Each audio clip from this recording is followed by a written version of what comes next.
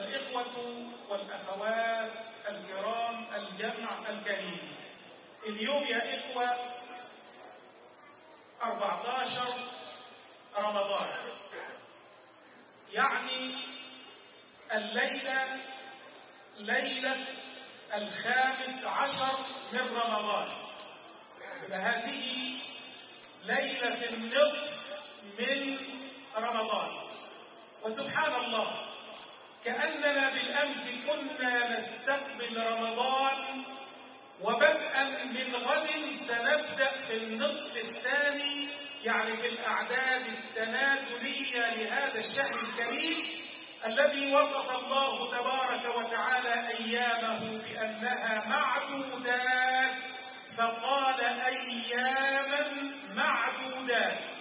وها هي الأيام المعدودات تكاد أن تنقضي، بعد يعني أقل من أسبوع سنستقبل العشر الأواخر من رمضان وينتهي رمضان. وسبحان الله، الأيام تمر والأشهر تمر والأعوام تمر والأعمار تمر، وما من يوم تطلع فيه الشمس إلا وينادي مناد يقول يا ابن آدم أنا يوم جديد وعلى عملك شهيد فاغتنمني فإني لا أعود أبدا إلى يوم القيامة. فعلينا أن نستغل ما تبقى من رمضان، إن كنا قد قصرنا في النصف الأول منه فلنعوض في النصف الثاني منه. ومن كان منا لم يبدأ في ختمة القرآن الكريم فليبدأ من الليلة إن شاء الله. يا ابن آدم احسن فيما بقى يغفر لك ما قد مضى.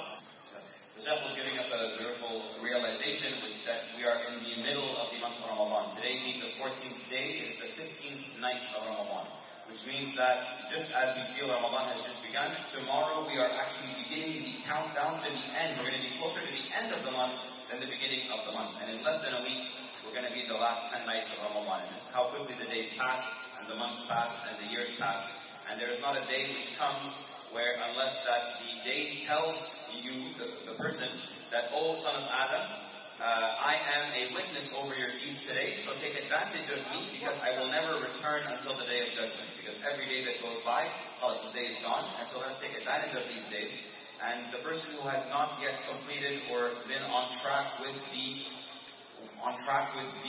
completion of the reading of the Quran, let it begin tonight, or be more strong in this as of tonight, inshallah. الوقت يا إخوة أغلى ما يمتلكه الإنسان في عامة الأيام، والوقت في رمضان أغلى وأثمن. الوقت في رمضان أغلى وأثمن، فلنستغله في طاعة الله تبارك وتعالى. اليوم حينما يمضي لا يمكن أن نعوضه. أحد الحكماء قال مقولة، وده عايز تركيز شوية: من أمضى يوما من عمره في غير حق قضاه أو فرض أداه أو مجد حصله أو خير أسسه أو علم اقتبسه فقد عق يومه وظلم نفسه. أنا قلت صعب شوية. The person who a day passes and he did not benefit from it, then he has missed his day. كويس برضه أخونا خضر، يعني شاب يعني نبيل ويعني بيتصرف، فبارك الله فيك وبارك الله فيكم.